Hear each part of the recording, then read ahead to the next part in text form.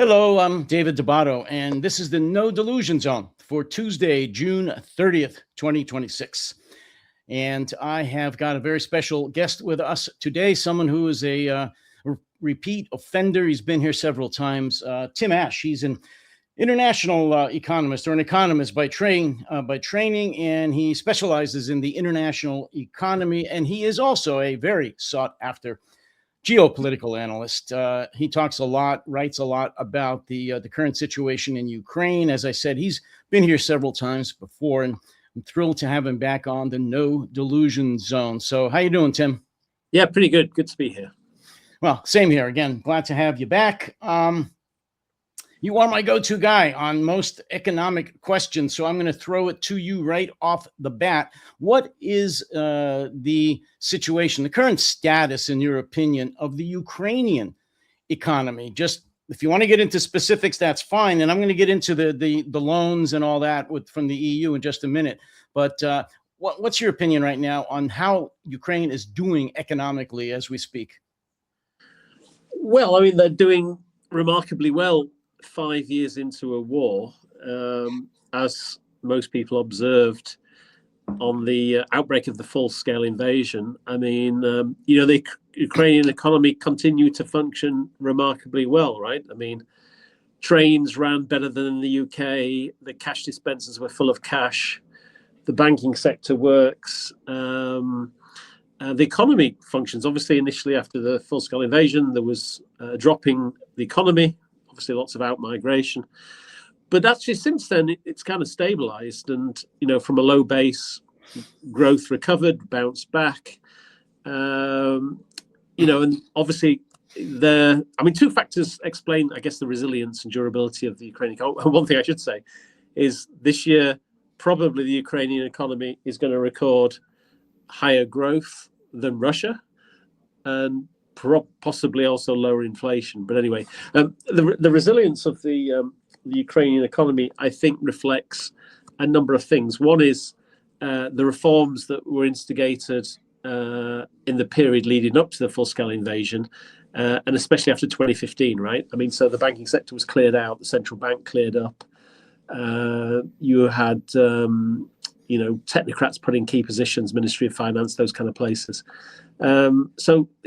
The economy was, those reforms enabled the economy to function. And the second one is obviously lots of Western financial assistance. Obviously, given the massive increase in defense spending, the budget deficit, ballooned. So something like 20-odd% of GDP at different times.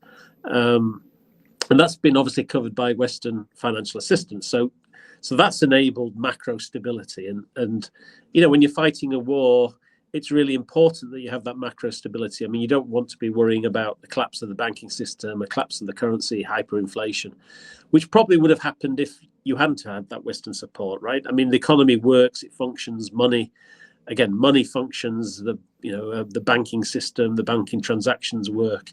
It's kind of one less headache for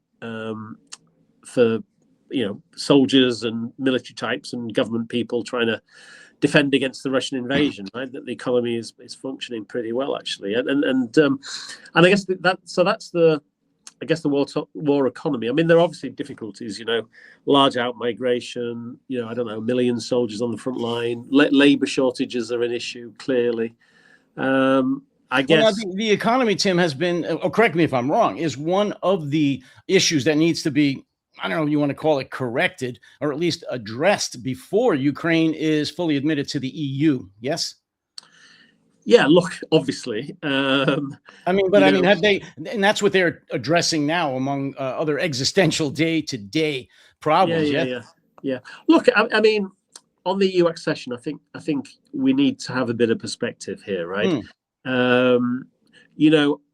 I mean, I've covered the region 30-odd years, right? Almost 40, and I've followed the transition from plan to market after the collapse of communism, and then the EU accession story, right? And Ukraine, one of the reasons that actually I would argue just prior to Euromaidan, and you could argue it's the basis of in many ways the war that's ongoing, is in 2013 with Euromaidan, that was a protest really about failed development, really. The economy, if you think 2013, that's 24 years after, well, actually 21, 22 years after independence, the end of communism. And really, Ukraine wasn't working very well, right? Per capita GDP hadn't improved much on 1989 or 91 for independence.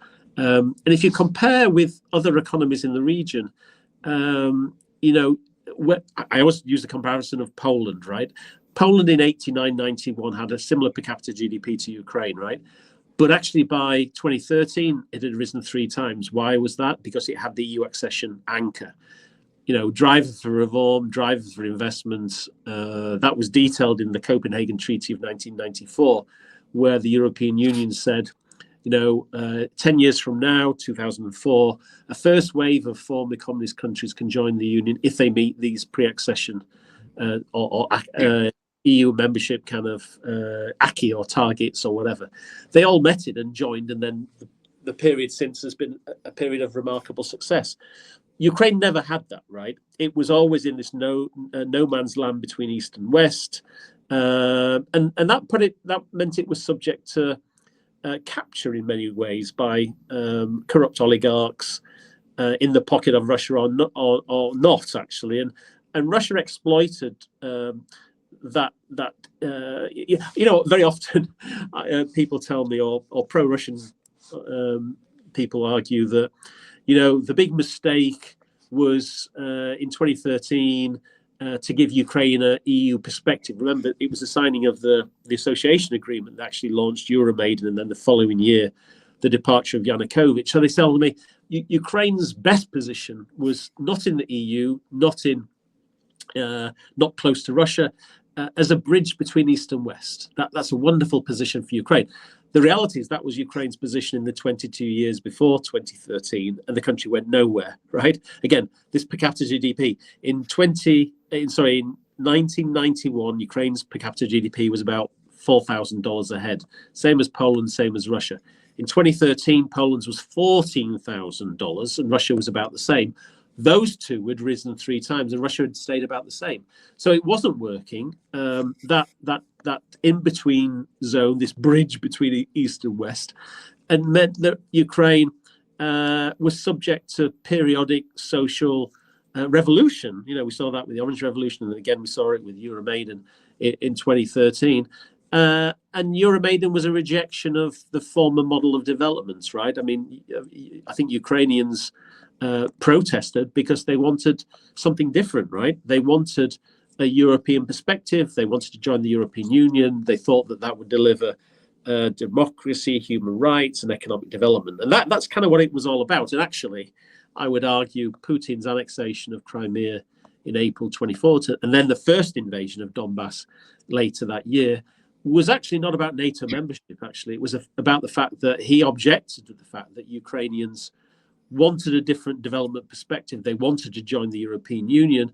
They didn't want to be part of the Russian, Commonwealth of Independent States or Eurasian Union, whatever you wanted. They wanted something different, and he was threatened by that. And I think he was threatened by that because I think he thought that Russians might want the same. That Russians actually might want to live in a country with rule of law and democracy and human rights. So, I mean, what was happening in Ukraine, I think, was the threat to Putin's system of government, which I think is why he intervened. So actually now, I would argue, once the war ends, we go back to that kind of process that Ukraine's successful economic development, I think, in the end, will be dependent on EU membership and EU accession.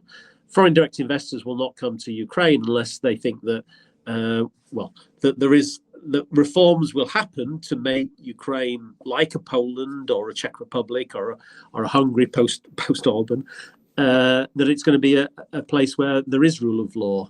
There is, common regulatory standards with the European Union, and there's going to be some kind of macro stability. And I think that EU accession anchor is absolutely critical. So let's, obviously, I think Ukraine's started EU accession talks. we've seen with Turkey. I mean, Turkey, I think, began EU accession negotiations in 2007, and they've kind of gone nowhere. So, I mean, in Turkey, because of politics, of not necessarily because of progress on the accession talks themselves, they've been delayed because of various political issues with Turkey. I mean, if there is political will in the European Union, then Ukraine will be an EU member. I'm confident they can meet the various EU acquis. That's the bodies of EU law and regulation that countries have to sign up to before they join. So I think they can do all that, but in the end, it will be a political decision. But I'd say it's absolutely critical to Ukraine's successful economic development and its political and social stability after this war ends that it is an EU member state. Well, absolutely. And that's why I ask you this question, because you do have a unique perspective, a 30 plus or 40-year perspective on this region and Ukraine specifically and the economics of what's going on. And it's almost like, from the beginning of their independence, they've had one hand tied behind their back and, in trying to recover from being a Soviet republic.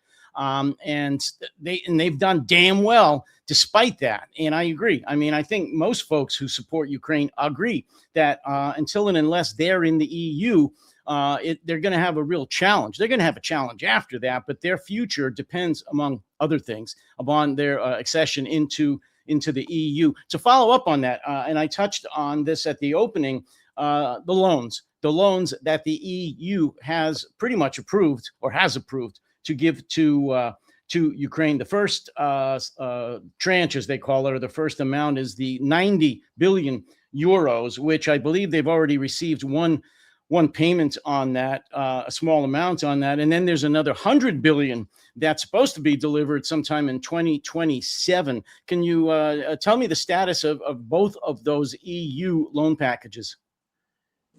Well, as you know, actually, I was talking about this morning with one of the committees I'm part of, or the working groups I'm part of, in terms of the immobilized Russian assets, right?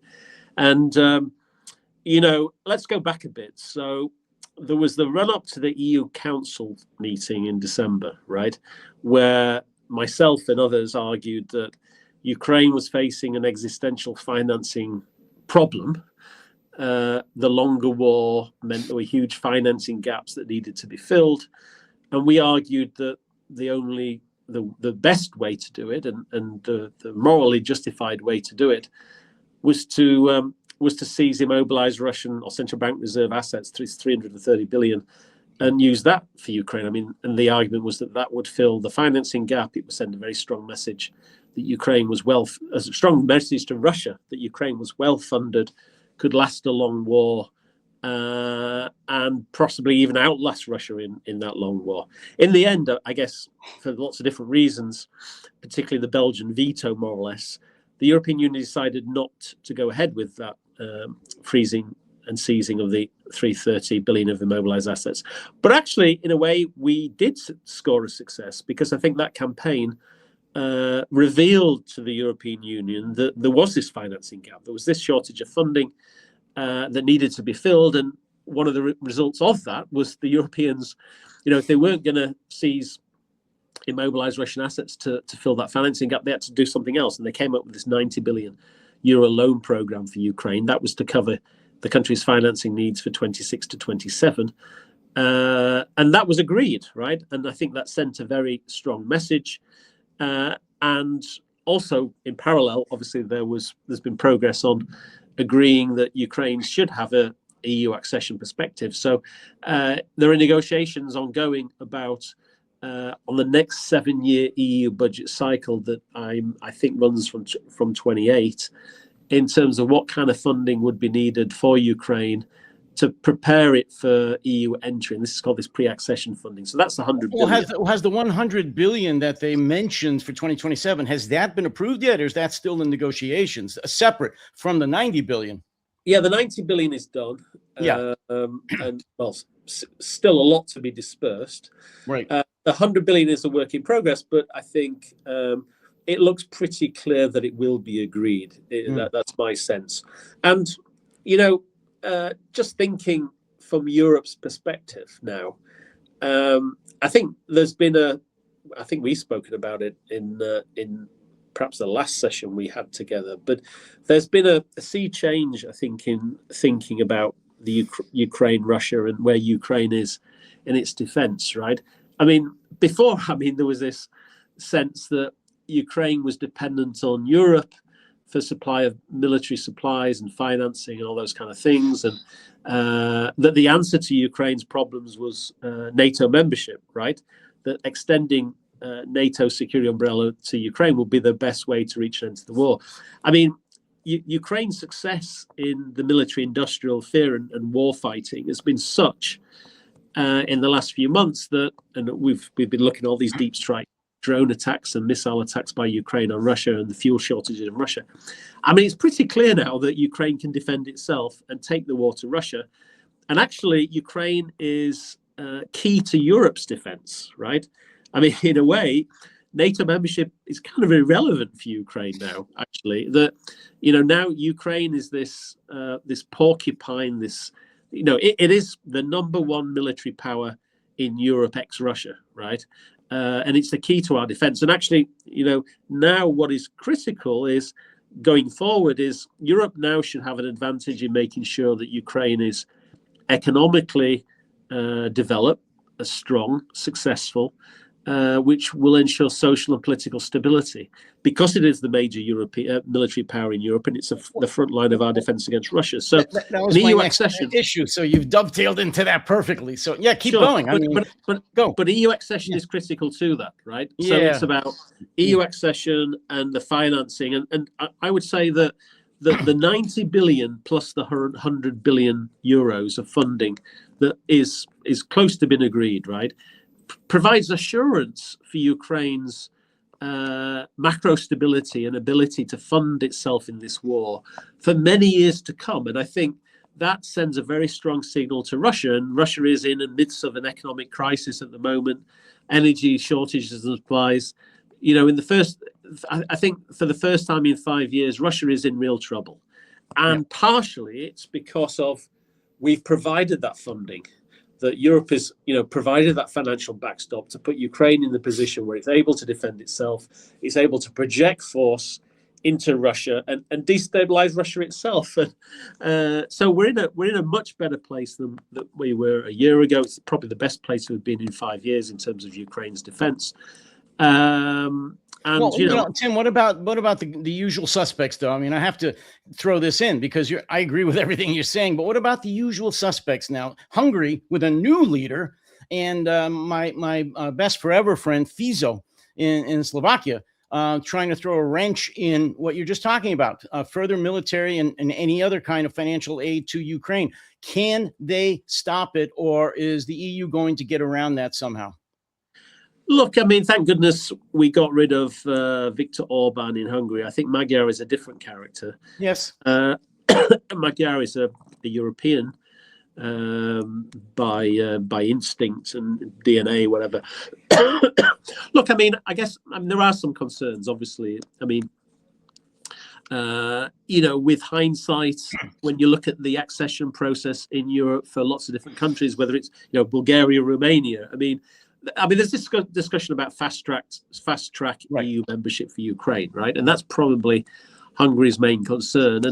And the experience. Why is that? I don't get it. Well, look, I mean, what the experience of EU accession for countries is, in a way, the waiting room, the pre-accession period, is the period when you have leverage on countries to carry out much needed reform. Now, Ukraine needs reform, right? The corruption, regulation, bureaucracy, all those kind of things need resolving. I mean, Ukraine has a corruption problem. Let's not beat around the bush. Bulgaria and Romania have had corruption problems, and in a way, they were allowed to enter the European Union probably too early in 2007 without those problems being adequately addressed. So, I think the Hungarians, or certainly Magyar, has some. I mean, there is some justification for the concerns there, and we should think about that in timing Ukraine's EU membership ultimately. But I don't think Magyar will stand in the way of actual membership in the end, because I think Ukrainian membership of the European Union makes sense for Ukraine, and it makes sense for the European Union, given its now mainstay position. in Europeans' defence. And as I said, the fact that we have to ensure Ukraine is economically, politically, and socially stable going forward. So I think though there won't, I don't think we'll see vetoes from the Hungarians on Ukraine's membership. But remember, a lot of these countries, Czech Republic, Slovakia, Hungary, I mean, they still are getting significant structural fund flows from the European Union, basically from the Germans, right, or North Europeans. So I mean, and there is a, we're in this negotiation around this next 7-year budget cycle, and all these countries are fighting for resources. So there's a bit of that going on. But in the end, look, I think the defeat of Viktor Orban was a seismic political move in Europe. Good news for Ukraine, good news for Europe. I mean, Ukraine is looking like it will win this war. And I think the EU membership, probably more important than NATO membership, is the future for Ukraine. I've no doubts about that. Well, and that just dovetails into one of your most recent articles, which is here. At least this was in the Kyiv Post. It was probably posted on your Substack, but this is from the Kyiv Post, and the title is "Ukraine Creates Multiple Risk Points Now for Putin." And if it's okay with you, I just want to read a couple of excerpts from your article, if I may. There appears to be a different mood around Ukraine at present, a sense of confidence that the momentum in the war with Russia is moving in its favor. Drones, technology, and financing, assured now by Europe, seem to have put Ukraine in the driving seat. Ukraine has the innovation advantage and European money. The 90 billion euro EU loan agreed in December and another 100 billion in EU pre-accession funds slated for after 2027 has enabled Ukraine to take its innovation edge and at last get to scale in drone production. Ukraine appears to have held the line on the front line in Donbass and elsewhere, turning the battlefield into a war of attrition and a drone killing field. But Ukraine's long-range drone capability, augmented by the move to scale noted above, is now taking the war to Russia. We have seen that over the last few weeks with high-profile attacks on St. Petersburg and Moscow, both appearing as huge embarrassments to Vova. My words, not yours. And really quickly, a follow-up to that, I just did a post, I think yesterday, about the fact that Putin, talking about being embarrassed and maybe insecure, just delivered a graduation speech to 600 of his security officers from various security agencies, his personal guard, the FSB, and so forth and so on, in the Kremlin.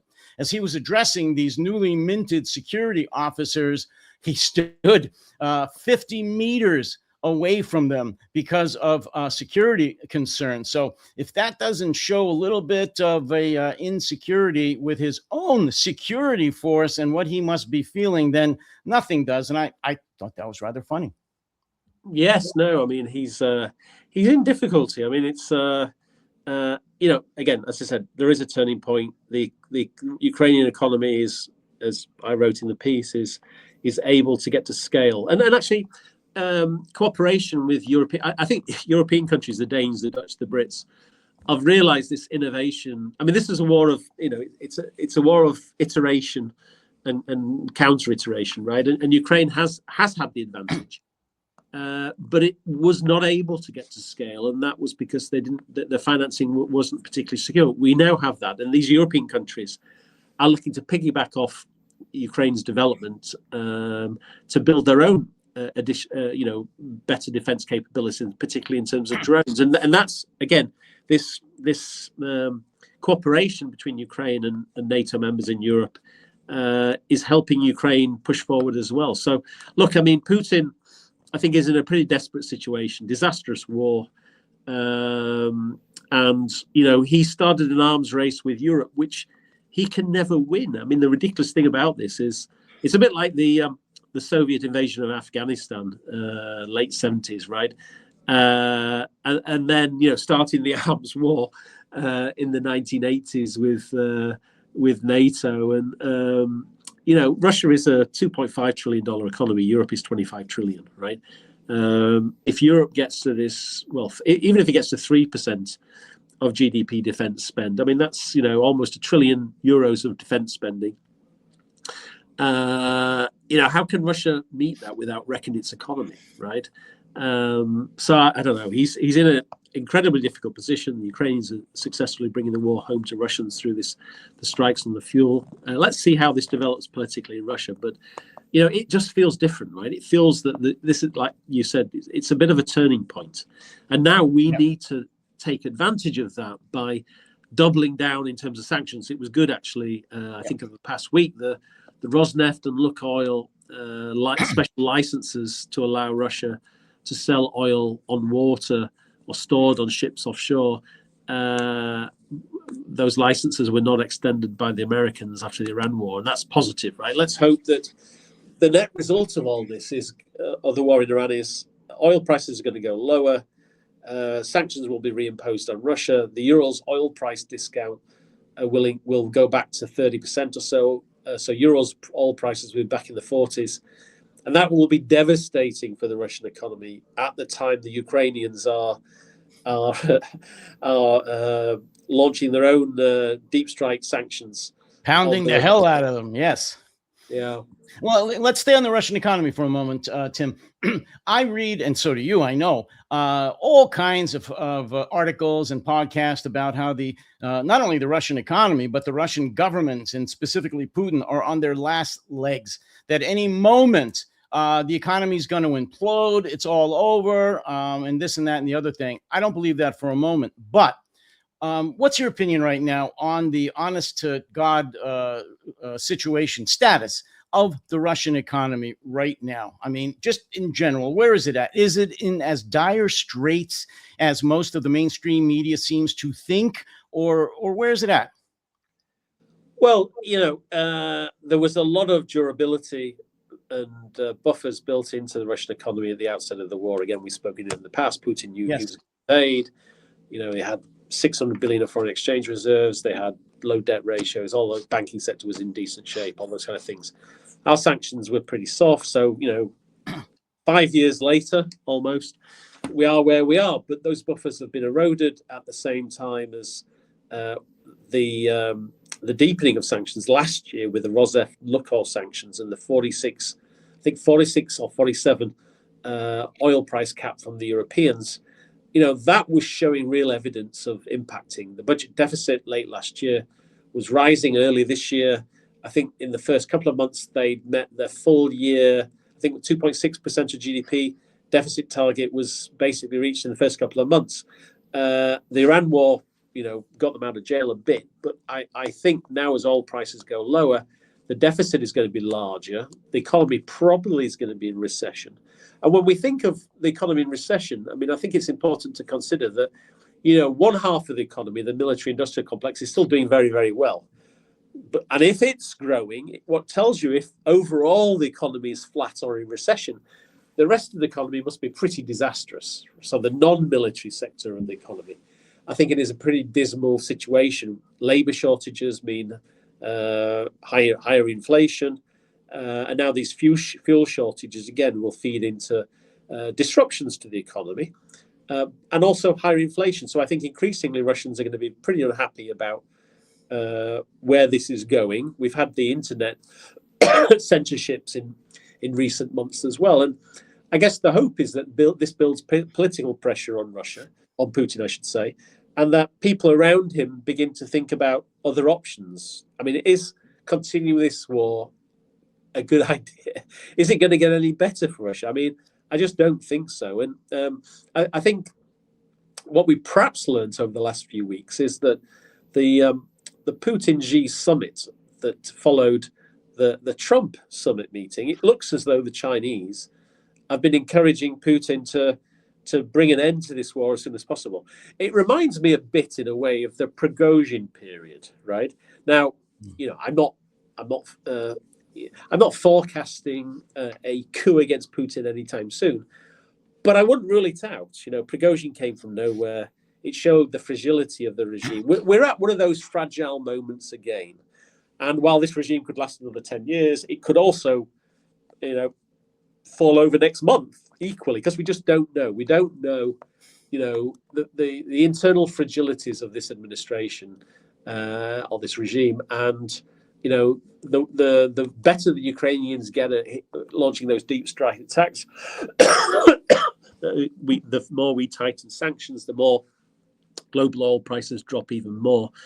The more that the Russian economy is going to look even worse, and I think some of those elites will begin to think of alternatives, right?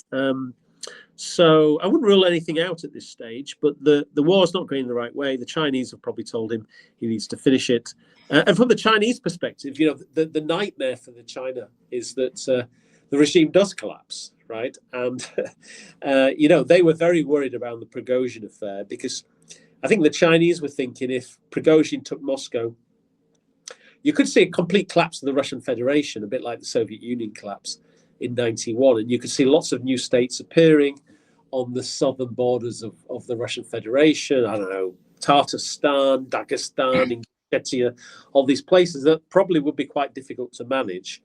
So I think the Chinese have an interest in Putin not taking this too far, to the point that you could have regime collapse, but also threats to the unity of the Russian Federation. Actually, I've written previously, I mean, for me, that's not necessarily a terrible scenario, right? If you think of the collapse of the Soviet Union in 91, I mean, lots of people at that time thought it would be an absolute disaster. The IMF itself argued against the creation of 14 new countries, I mean, 15 in total, if include Russia.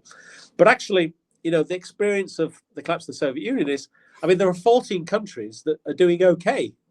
There was one country that is a malign actor, that's Russia. I mean, Ukraine would probably be doing a lot better if it hadn't been invaded. But the country that's had a problem coming to terms with the collapse of the Soviet Union is Russia itself. I mean, if you go to Central Asia or Southern Caucasus, I mean, these countries are absolutely booming.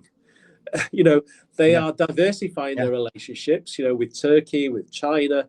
You've seen lots of inward investment, high rates of real GDP growth.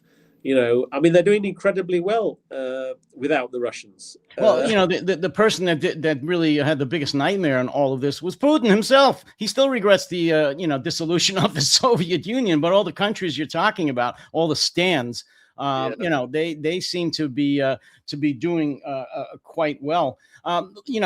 Historically, Tim, the agencies, the people who determined who's going to be the czar, who's going to be the leader, were the security services, not even the oligarchs. It was the security, the military, but primarily the security services. So I don't think personally, well, definitely it's not going to be the citizens rising up. They are built for long-term suffering. That's just part of their DNA. But it's really going to come down to the Siloviki, the security services. And they will actually tell the oligarchs which way the wind is blowing. So, and it does come down to the war. Of course, they have been greatly embarrassed, the military, that is, and the security services. Was it the FSB told Putin that it was going to be a 3-day march to Kyiv and it would all be over? That didn't happen. So it's really, I don't know how long it's going to take, but it's not going to be from an uprising from the Russian people. They are still going about their normal lives. The biggest thing they hate right now is not the price of groceries or the fact that there's no gas anywhere or in many places. It's the internet. The fact that many of their sites, Telegram and all that, have been blocked. That pisses them off more than anything else. And the Kremlin can control that. They can give it, they can take it. So I agree with you. We don't know. It could collapse tomorrow. There could be another Prigozhin, but it would come like him from the military or the security services. Let me ask you this: in the moments or the minutes we have left, and just pivoting a little bit from Ukraine to more of your home territory, the UK. I don't know if you're aware of this, but your prime minister has resigned. I'm seemingly. Yes. And anyway, he just talked to, I think it was today or yesterday, about the defense investment plan for 2026. And I wanted to ask you, not to go blow by blow from that, but they seem, and I actually was pretty happy with what I read, which is not only are they greatly increasing the defense budget, which is way past due, but they do seem to be diversifying. I mean, the Defense Department, the UK defense folks, seem to get it. and they are going, big time into drones, to anti-drone warfare, into naval craft to hunt down the Russian submarines and mine layers and so forth and so on. Let me ask you, I don't know if you had a chance to read it or at least hear about it, but where do you get a sense that the next, I don't know, 1 to 5 years for the UK lies in their defense posture? Do they really get it? Are they going to go into the middle of the 21st century, or are they going to continue building on 20th century technology?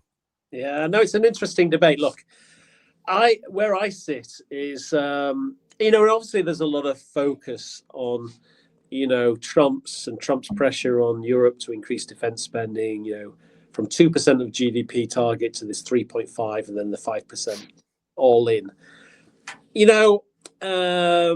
I'm in two minds about all this, right? I mean, in one way, the defense types, the military industrial complex loves it, right? I mean, if you're a US defense prime or even a British defense prime, I mean, the prospect of defense spending going from 2% of GDP to 3.5 and 5, depending how you measure it, I mean, it's manna from heaven, right?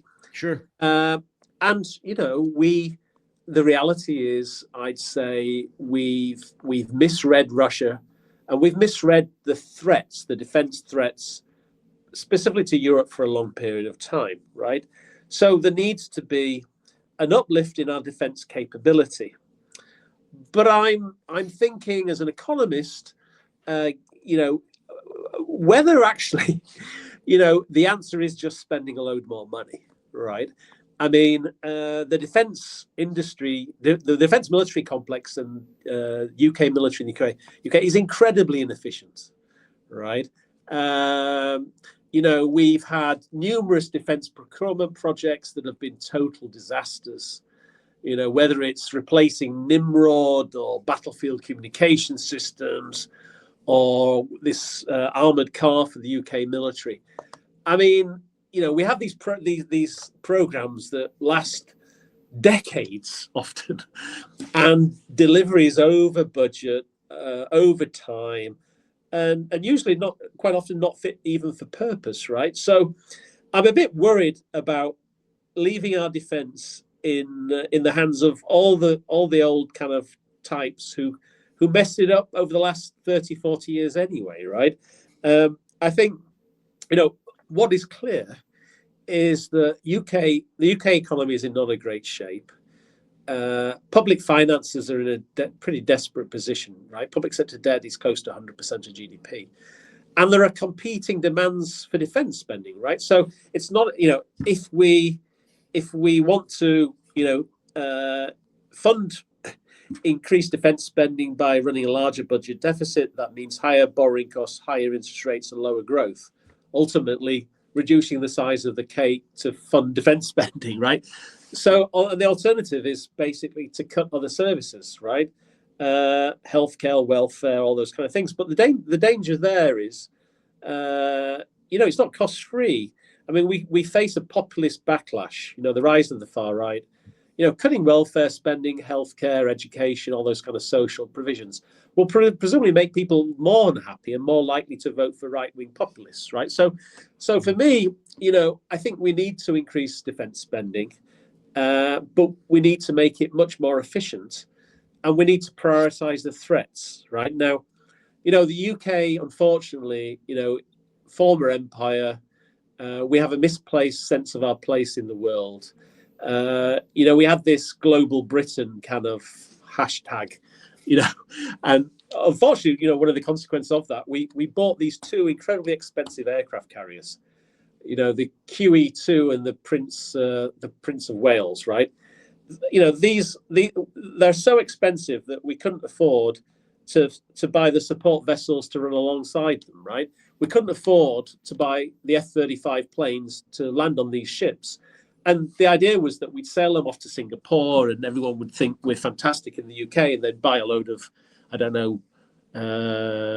Dyson vacuum cleaners because the UK is so good. For me, I mean, we need to think about, what are the key threats to the UK? What are our key defence priorities? And I'd say it's defending the UK islands, right? It's how do we defend the UK itself? What do we need to ensure that? And I'd say we need air defences. We don't have any air defence aside from what I can make out on one destroyer or two destroyers that may sail around the UK. So we need air defence. We need to defend the North Atlantic, right? I don't think we need aircraft carriers to do that. We're an island, right? We presumably can cite, F-35s or whatever we have planes on the UK, maybe on Iceland, Greenland, whatever. We should be defending the UK shores and helping Europe defend against the threat from Russia. And we need to be clever because spending, money is limited, it's finite.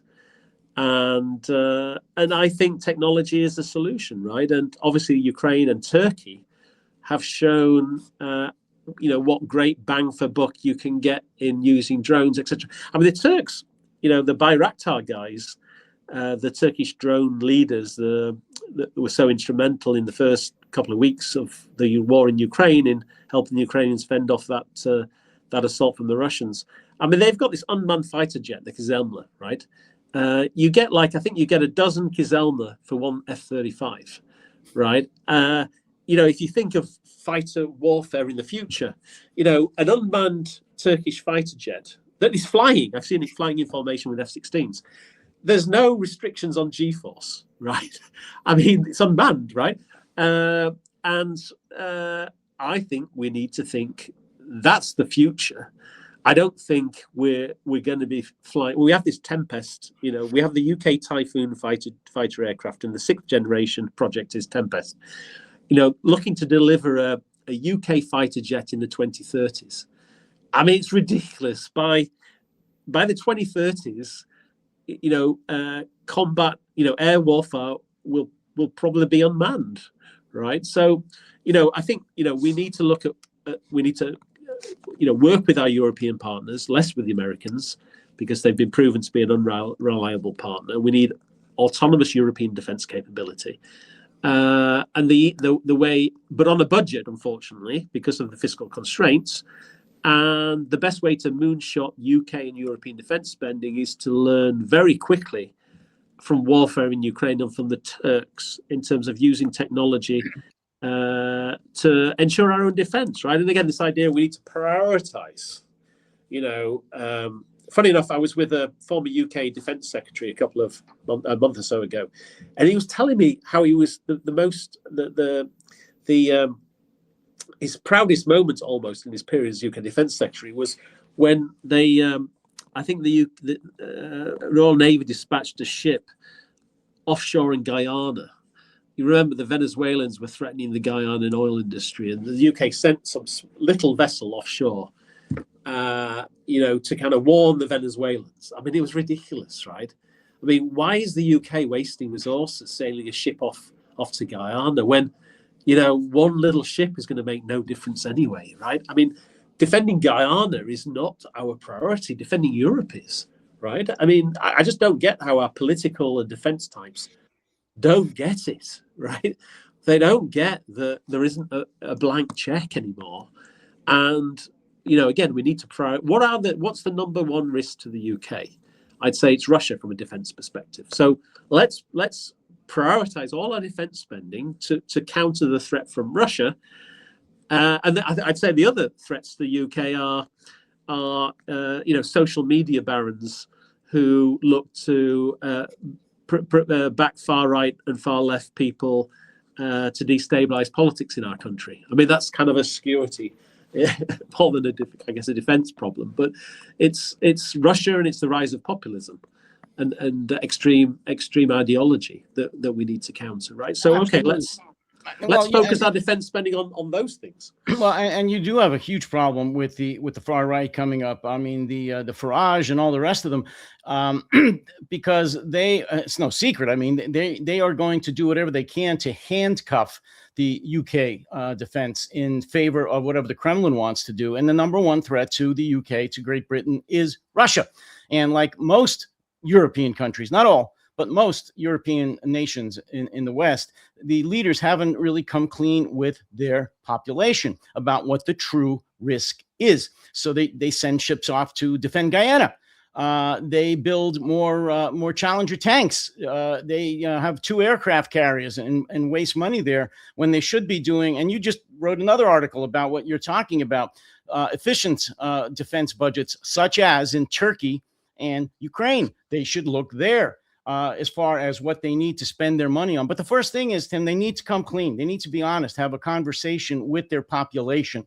It has to start there. The political will has to start with the population, and they need to be honest. I mean, how many times has the Kremlin propagandist there on Channel 1 talked about, burning UK to the ground, about, nuking London and Manchester and many, many other cities? They talk about that all the time. Yes, most of that is just nonsense, but there is a real danger there that sometime soon there's going to be an attack of some kind, whether not nukes perhaps, but drones or submarine warfare or something in and around the British Islands. And they need to be prepared for that. And you're not going to do that with a tank or with some aircraft carrier that doesn't even have any aircraft. Well, I mean, that's what it comes down to, and it's ridiculous. But I'll just leave it with this. I was impressed to a degree, like I said, with the tone, at least, of the defense and investment plan for 2026, about how at least they are planning to diversify into such things as drone and anti-drone warfare, mine sweepers, mine layers, things that actually can defend Great Britain, the islands, as opposed to building, big armored divisions and buying more aircraft carriers. I'm impressed with that. But as you said eloquently many times, the budget's not there. They have to do something. They can't, totally eliminate the National Health Service, to put it into the defense budget. They can't do that, but they need to make the hard decisions. And so far, they haven't done that. So I don't know where the future lies. Well, not even for my own country, but for the UK in terms of their defense budget and the next few years, because it's not going to get any easier in terms of facing down Russian aggression. And unfortunately, that's going to have to be the last word because we're running over. But Tim Ash, appreciate it again. As always, your insight into international economics and what's going on in Ukraine, especially with your recent article on drone warfare and how it's affecting the war and even how it's affecting Russia, is always, always appreciated. Come back soon. My pleasure. Great to speak to you. You bet. And to the rest of you, as I always say, you take care, stay safe, and stay sane